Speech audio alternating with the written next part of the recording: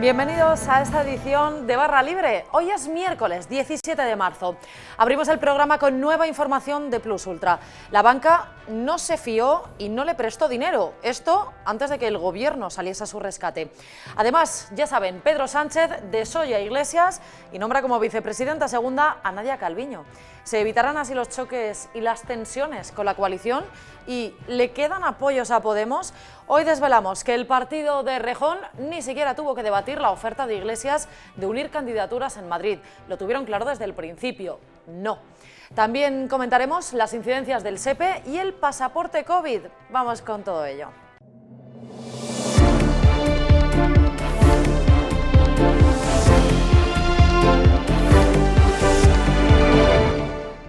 Parece que la aerolínea Plus Ultra no era del todo fiable para la banca. Hoy en Voz Populi desvelamos que antes de ser rescatada con 53 millones de euros por el gobierno, la aerolínea intentó buscar préstamos avalados por el Estado, pero no lo consiguió porque, decían, generaba dudas. Beatriz Triguero, cuéntanos. Hola Ana, sí, sabemos que Plus Ultra intentó buscar ayuda para solventar sus problemas económicos y no lo consiguió. Sabemos también, como nosotros contamos hace ya una semana, que la aerolínea atravesaba problemas financieros desde que arrancó en 2011, o sea, acumulaba pérdidas año tras año. Y entonces con la pandemia la situación pues evidentemente se agravó, fue entonces cuando recurrió a los bancos para conseguir préstamos avalados por el ICO, por el Estado, y las entidades financieras rechazaron la propuesta por el riesgo que esto suponía. Sin embargo, a finales de agosto también tenemos constancia de que la aerolínea ya estaba preparando su plan de viabilidad para acceder al fondo de rescate de la SEPI, que se presentó en julio, y finalmente, pues como hemos sabido, ¿no? Pues, ha conseguido un rescate de 53 millones de euros. Claro, para poner en contexto, Beatriz, es significativo que no hubiera podido acceder a estas ayudas, porque cientos de miles de empresas sí que lograron tener acceso a ellas. Exacto. Para ser más concretas, 600.000 empresas han sido ya las que se han beneficiado de los créditos avalados por el ICO y en total 89.000 millones de euros han sido avalados por el Estado. Además, el transporte, que es el sector al que pertenece Plus Ultra, ha sido uno de los más apoyados a través de este mecanismo, el tercero. Y tenemos ejemplos como Iberia o Vueling, que han recibido préstamos avalados por el ICO por casi 1.000 millones de euros, o Air Europa con 140 millones, que además ha sido la otra aerolínea rescatada a través del fondo de la SEPI. Pues Beatriz Triguero, muchísimas gracias como siempre por esta información. Gracias a ti. Bueno, y se cumple una semana del ciberataque que sufrió la Oficina Pública de Empleo, el SEPE, y cerca del 90% de los ordenadores ya están operativos y por tanto han podido reanudar su actividad, que tiene desde luego bastante tarea. Sin embargo, se dan por perdidas las prestaciones solicitadas para el mes de marzo. Habrá que esperar un poco más para recibir esta ayuda, ¿no? Alejandro Alcese. Hola Ana, pues efectivamente el SEPE ha reanudado este martes su actividad, ha conseguido volver a reanudar sus ordenadores, el 90% de ellos ya están operativos y por tanto pueden tramitar las prestaciones que se vayan a solicitar a las oficinas. El problema está en todo el trabajo que se acumuló durante la semana pasada e incluso este lunes, en que los trabajadores estuvieron trabajando como antiguamente con lápiz y papel, apuntando directamente las solicitudes que hacían las personas que acudían a las oficinas, pero sin poder tramitar electrónicamente. Entonces ahora necesitan un tiempo para traspasar todos esos datos al ordenador y hacer la gestión. No es un tiempo que no tienen porque las oficinas están activas, todo el rato entra gente por las mañanas y los empleados no tienen tiempo para poder hacer esa tramitación, por lo que dicen que va a haber retrasos, va a ser imposible probablemente antes de que se cierre la próxima nómina gestionar todas las nuevas prestaciones que se han solicitado en el mes de marzo y es probable que no todo el mundo que necesita cobrar la prestación por desempleo en abril la cobre en tiempo. Va a ser complicado ponerse al día con tanta actividad pendiente, dado el altísimo volumen de trabajo acumulado. No sé si barajan alguna medida para poder cubrir estos retrasos. Ya se habló en su momento de que los trabajadores pudieran operar también por las tardes.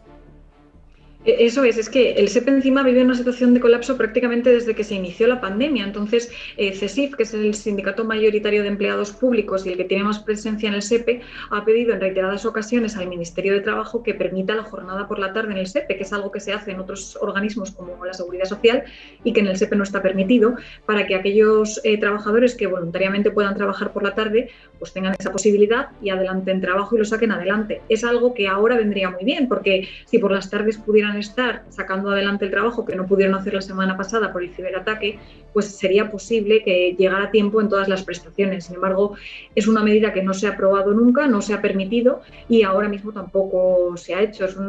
La razón que da el Ministerio es presupuestaria. El sindicato público estima que costaría 22 millones al año mantener esta medida y bueno, no parece que sea prioritario para el Ministerio dedicar esa cuantía a este asunto. Y eso que hay muchas familias pendientes de recibir estas prestaciones. Pues Alejandra Lucese, muchísimas gracias. Gracias.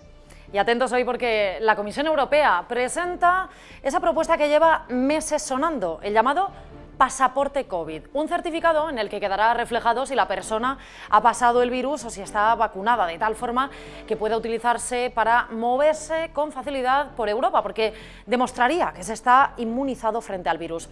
La idea a priori es buena, permitiría a los europeos viajar con seguridad y desde Bruselas insisten en que la protección de datos estará garantizada, pero no todos los sectores están de acuerdo con esta iniciativa. ¿Y en qué estamos todos de acuerdo? Por cierto, es un vídeo de Borja Negrete. Este miércoles la Comisión Europea aprobará el pasaporte COVID, que va a suponer un impulso al turismo durante el verano. Hay opiniones a favor y opiniones en contra. Al parecer el pasaporte COVID no solo va a permitir viajar a quienes se hayan vacunado, sino también a aquellos que puedan certificar que han pasado el coronavirus y también a los que presenten su test PCR. Esto despierta, no obstante, dudas sobre discriminación, debido a que los test tienen todavía un precio bastante alto, entre 100 y 120 euros. Además, la vacunación no es universal de momento. Como bien sabemos, hay un suministro limitado y se va vacunando en base a ciertos grupos de prioridad. La segunda duda surge con el tema de la tecnología, porque claro, para poder viajar con el pasaporte COVID se debe garantizar que se protegen los datos de los pasajeros. Eso por un lado, y por otro lado está el riesgo de las falsificaciones. Sería posible falsificar un test PCR, presentarlo en el pasaporte COVID y viajar por toda Europa con el riesgo que ello conlleva. En tercer lugar, la duda surge acerca de los vacunados. Todavía no se sabe si la vacuna evita la transmisión del coronavirus. Por lo tanto, una persona vacunada podría contagiar a alguien que no está vacunado. Sin embargo, a pesar de estas dudas, los defensores del pasaporte COVID alegan que la economía necesita inmediatamente un impulso y que este verano va a ser clave para aquellos sectores que se han visto más afectados por la pandemia. Por lo tanto, a pesar de las dificultades, consideran que el pasaporte COVID es una vía segura para viajar por Europa y de reactivar la economía. Y Más Madrid ha dado portazo a Podemos. El partido de Íñigo Errejón, sin disimular la molestia que le ha causado este ofrecimiento, ha rechazado ir de la mano con Pablo Iglesias en una candidatura conjunta en la Comunidad de Madrid. Una oferta envenenada, podríamos decir, y que según publicamos hoy en Voz Populi, parece que en ningún momento se valoró como seria. Luca Costantini, ¿acaso hubo debate interno sobre si aceptar o no la mano? Hola, ¿qué tal? Bueno, técnicamente no, creo que no hubo nada parecido al debate interno, vamos, ya desde el lunes cuando recibieron la primera oferta, porque en realidad nunca hubo una llamada como tal, que si hubo un anuncio, pues en Más Madrid inmediatamente dejaron claro la cúpula del partido, entre ellos estamos viendo, ¿no?, a Tania Sánchez, Pita Maestre, la propia Mónica García, dijeron, oye, aquí nada, porque uno, nos vamos a disolver si hay una candidatura única, y dos, cuanto más esperemos en decir que la rechazamos, la polémica nos va a quemar. Entonces el orden fue intentar rechazarla inmediatamente. Y Luca, la salida de Iglesias del gobierno puede que haga más fácil sacar adelante las reformas que estaban pendientes y por las que tanto chocaban, por ejemplo, vivienda, pensiones. Bueno, en viviendas sí que Iglesias espera por lo menos que si tiene que salir algo, sea algo decente por la campaña electoral para Madrid. En cuanto a pensiones, por lo visto, pues ahí sí que se están elaborando los primeros datos y lo más probable es que gane en este caso Escrivá, quiere decir con una opción tal vez impopular, ¿no?, con algunos recortes en pensiones, y quizás que la salida de Iglesias algo tenga que ver también con ese tipo de medidas impopulares por la crisis económica. Luca Costantini, muchísimas gracias. Y hace justo 10 años nació el movimiento 15M, que terminó por aupar a Pablo Iglesias hasta los sillones de la Moncloa. De cómo cambian los papeles de la calle a la moqueta, Rubén Arranz lanza el dardo del día. Querido lector, bien sabrá usted que las revoluciones se han sostenido generalmente en ideales y que los ideales están muy lejos del suelo, en ocasiones demasiado. Pablo Iglesias podía ser idealista en 2014, podía ser subversivo entonces, cuando quería aglutinar el voto del 15M, asaltar el cielo y, digamos, presentarse como una fuerza progresista alternativa después de la dura crisis de 2008 que había desmontado al Partido Socialista, prácticamente llevándole a sus mínimos históricos. El problema es que esa estrategia que tuvo que cambiar en 2019, cuando llegó al gobierno, se hizo cargo de una vicepresidencia y nombró a varios ministros, y a partir de ahí, evidentemente, siempre hay que descender al suelo, siempre hay que apostar por la burocracia y siempre hay que bregar en el Consejo de Ministros con cierta responsabilidad de Estado. Y eso no le ha salido bien a Podemos. Basta con ver los resultados de Galicia, de País Vasco, de las elecciones catalanas para saber que es un partido en decadencia, que ya la había iniciado cuando llegó al gobierno, pero que parece que se ha acelerado desde que está en Moncloa y sobre todo desde que con la pandemia no ha renunciado a ese discurso revanchista, a esa forma de polarizar a la sociedad española a partir de debates como puede ser el de que Podemos es un partido perseguido por todo el Estado. Ahora quiere descender al barro de la Comunidad de Madrid, me refiero a Iglesias, y ahí yo creo que se va a encontrar con un fenómeno muy curioso que quizás no ha barajado, y es que es una especie de Hillary Clinton a la española, que genera odios en la derecha, pero también en la izquierda, no solamente en el Partido Socialista, sino también en el entorno de Izquierda Unida y entre todos aquellos de Podemos y de la propia Más Madrid que no están de acuerdo con su línea personalista de actuación. Veremos a ver cuál es el discurso que fija para la campaña, pero no le será fácil. En primer lugar, porque más allá de los siempre prescindibles o casi siempre prescindibles análisis de los politólogos, la antipatía y la simpatía a la hora de conquistar al lector siempre hay que tenerlas en cuenta. Y por otro lado, vamos a ver cómo maneja el discurso a sabiendas de que su partido está en el gobierno y de que cualquier cosa que diga se puede volver en su contra. Pero bueno, ¿qué le voy a contar yo a usted?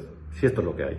Bueno, y precisamente la marcha de Iglesias parece que ha dado un respiro a Pedro Sánchez, que ha decidido elevar a Nadia Calviño a la vicepresidencia segunda, todo en contra del criterio del propio Pablo Iglesias, que parece que quería dejar bien atada, digamos, su sucesión. Vamos a hablar de este asunto con Laura Fábregas. ¿Qué tal? Bienvenida, Laura. Y con Miguel Ángel Aguilar, que viene por primera vez. ¿Qué tal? Bienvenido, Miguel Ángel. Muy bien, espero ya ser fijo. Tomamos nota. Bueno, Laura, parece que el PSOE respira más tranquilo, en particular Pedro Sánchez, ¿no? Sí, además, bueno, lo primero que hay que destacar es esto, ¿no? Como el vicepresidente segundo, que ya no lo es, Pablo Iglesias, quiso dejar atado su sucesión, digamos, dentro del Ejecutivo y no le ha salido bien, ni siquiera esto, ¿no? Lo habían vendido como un pacto de gobierno donde la vicepresidencia segunda sería, en este caso, para Yolanda Díaz, y al final no ha sido así, y Pedro Sánchez ha puesto a Nadia Calviño, ¿no? Que también se tiene que interpretar como un guiño hacia Bruselas, hacia Europa, en un momento donde están en juego los fondos europeos para la recuperación, donde España tendrá que hacer reformas estructurales con el fin de acceder a estos estímulos y que, por lo tanto, una persona tan bien situada en los entornos económicos, tan bien conocida en los círculos comunitarios de la Unión Europea, pues pueda liderar todo esto, como es Nadia Calviño, ¿no? Miguel Ángel. Vamos a ver. Lo que yo no tengo aquí son los papeles, porque según Pablo Manuel Iglesias, en el acuerdo de coalición, la vicepresidencia segunda es para Unidas Podemos. Si eso es así, ya estamos con un incumplimiento. Esto me preocupa mucho. Luego, para Bruselas hubiera sido un signo bastante mejor suprimir una vicepresidencia. Por ejemplo, tú, Laura, ¿te encuentras mejor con 4 vicepresidencias o con 3? Y la verdad es que no noto la diferencia en mi día a día. No lo notas. Bueno, pero tú no, pero los presupuestos generales del Estado seguramente sí. Claro. O sea, pues se va Pablo, pues ¿cómo lo sentimos? Una vicepresidencia menos. Tenemos, de esa manera hubiéramos hecho de Nadia Calviño la vicepresidenta segunda sin necesidad de ninguna alteración. Simplemente no se sustituye esa posición de segunda y queda ella segunda porque al estar ausente Pablo Manuel, está bien que le podríamos llamar ya el ausente, esto es una cosa que viene de la posguerra, ¿no? Y aquella cosa que nos pasó con José Antonio Primo de Rivera. Entonces, vicepresidenta segunda sin ninguna alteración, por ausencia del vicepresidente segundo, pasaba a ser vicepresidenta segunda la señora Calviño. Entonces eso, ahorro presupuestario, austeridad, buen ejemplo, el público está contento de ver tanta maravilla. Esto yo lo veo así. Ahora, no sé, y sobre todo, y si existe ese acuerdo, no el acuerdo programático, sino el acuerdo de la coalición, ese que al parecer dice que tiene que haber una especie de comité de conflictos y que se reúnen por las tardes y no sé qué, y pero bueno, es verdad que cuando ya se configuró el gobierno de coalición, Iglesias aspiraba a esta vicepresidencia segunda, pero lo que no esperaba es que se diluyera en 4 vicepresidencias distintas, ¿no? O sea, y que que también primero Carmen Calvo, o sea, que siempre hemos visto como a todas las ofensivas o apuestas de Iglesias, Sánchez le contestaba o sabía sortearlas muy bien, con otras, pues no, en este caso con más vicepresidencias, que esto también quitaban un papel más destacado a Iglesias, ¿no? Por ejemplo, con la de Carmen Calvo o Nadia Calviño. Y ahora hemos visto lo mismo, ¿no? Como al final la última palabra la tiene el presidente del gobierno, Pedro Sánchez, ¿no? Pero eso a ti te sorprende. No, para nada. A mí me parece que eso está en la Constitución, donde dice que el presidente nombra y releva a los miembros de su gobierno.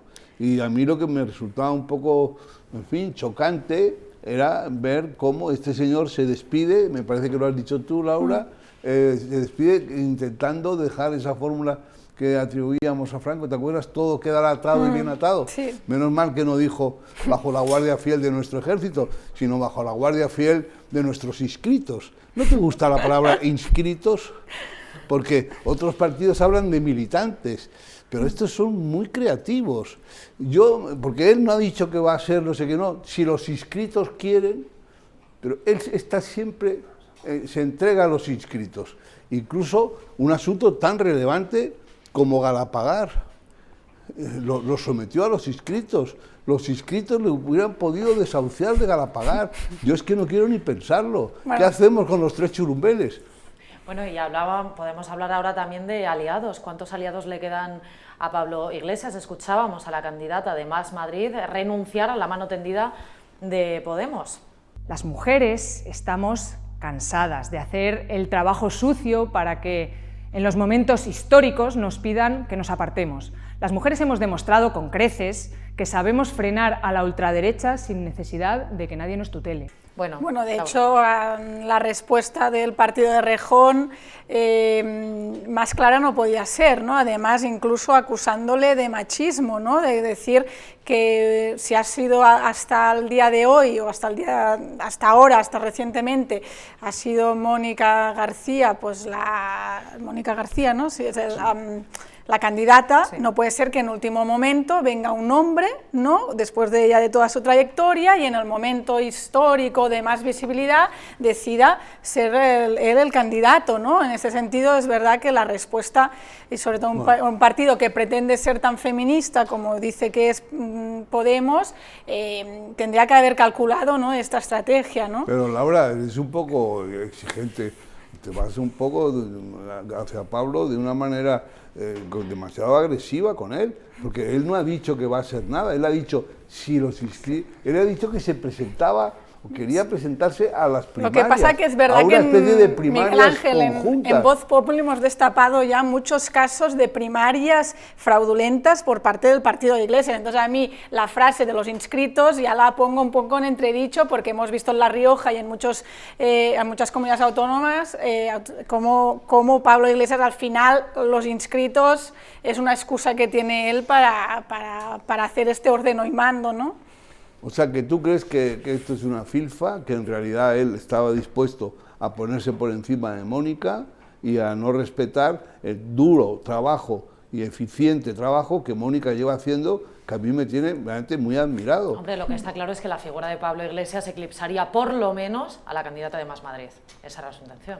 Entonces, ¿tú crees que pues bueno, yo no estoy tan seguro? Estaría bien que se presentara Pablo Manuel y que Mónica le diera el sorpaso. Creo que eso sería una lección para Pablo Manuel. Es decir, pues mire usted, que no ha dado usted la talla. ¿Qué le vamos a hacer? Bueno, de hecho veremos qué pasa, porque es verdad que el último CIS deja en un muy mal lugar a Pablo Iglesias, o sea, se despide de la vicepresidencia con un 2,9, es la nota más baja que tiene Iglesias desde que está en el Ejecutivo y desde que el CIS pues hace estas estimaciones, ¿no? En este sentido está en su peor momento. ¿Sigue bajando la puntuación? Un 2,9 es la última. O sea, es un suspenso en toda regla, no es un 4,5. No está en condiciones de pasar de curso. Pues no, pero él quiere ser presidente de la Comunidad de Madrid. Bueno, me hace gracia porque creo que es la primera vez en la que ni siquiera ha hecho falta haceros preguntas. Yo creo que ya vas a poner así de conductor. Hasta muy bien, se nos acaba el tiempo, es una pena, de verdad, no sabes cuánto lo siento. Miguel Ángel Aguilar, un placer de verdad tenerte aquí con nosotros. Muchas gracias a vosotros. Laura Fábregas, muchísimas gracias, un placer también. Gracias. Y esta semana se han cumplido 32 años del nacimiento de las 3 W de Internet. Nació con la idea de convertirse en una biblioteca universal y en realidad lo es. Y les vamos a contar un dato curioso. Actualmente hay 1.800 millones de páginas web, pero tan solo el 11% de ellas está activas. Vamos a hablar de esto con el profesor César Córcoles de la UOC. César, ¿por qué hay tan pocas? ¿Qué ha pasado con el resto? Bueno, es un porcentaje muy bajo, pero no es un número tan escandaloso. Si fuéramos a la Biblioteca Nacional, por ejemplo, veríamos que hay decenas, centenares de miles de libros y en las tiendas, en edición, actualmente pues hay unos centenares, unos miles, pero muy, muy lejos de todos esos libros que se han editado. Con las webs pasa lo mismo. La gente monta una web, la actualiza durante un tiempo y pasado un determinado tiempo pues pierde el interés y deja de mantenerla. Pero insisto, con los libros nos pasa lo mismo y no nos escandalizamos. Claro, y a medida que ha pasado el tiempo han llegado nuevos problemas, por ejemplo, la seguridad, la manipulación, ¿verdad? Sí, la web es un invento en el 89 que estaba dirigido a académicos y en ese momento nadie temía que cualquiera pudiera acceder a la web y publicar información. Eso la ha hecho muy potente, pero también provoca que en algunos casos pues, tengamos algunos problemas de que nuestra información no sea todo lo segura posible en algunos casos o que se publique información no veraz. César, la idea de las 3 W precisamente era ofrecer un acceso universal a la información. Sin embargo, parece que la distribución no es igual para todos, ¿verdad? No, no lo es en absoluto. En Europa, en Estados Unidos, en las partes más ricas de Asia, casi todos tenemos acceso a la web sin ningún problema. Sin embargo, si nos vamos a las partes más pobres de Asia o de África, pues quedan miles de millones de personas todavía, del orden de 3.000 millones de personas por conectar, y eso les impide tener acceso a la información y, por lo tanto, acceder a una mejor calidad de vida, entre otras cosas. ¿Y cuál es el principal competidor de las webs tradicionales? Las redes sociales, claro. Las redes sociales y en cierto punto también las apps han ido robando parte del énfasis o del centro de atención que tiene la web. Aún así, la web hoy en día es muy robusta y sigue siendo el mecanismo sobre el que se apoyan incluso las redes sociales de las que tanto hablamos. Pues César Córcoles, muchísimas gracias por conectar con nosotros. Hasta pronto. Un placer. Y hasta aquí esta edición de Barra Libre. Ya saben que nos pueden ver y leer en la web de vozpopuli.com también. Suscríbanse a nuestro canal de YouTube y nos van a encontrar si nos quieren escuchar en Spotify o en la aplicación podcast de su teléfono móvil. Nosotros regresamos mañana con muchos más temas. Cuídense, hasta pronto.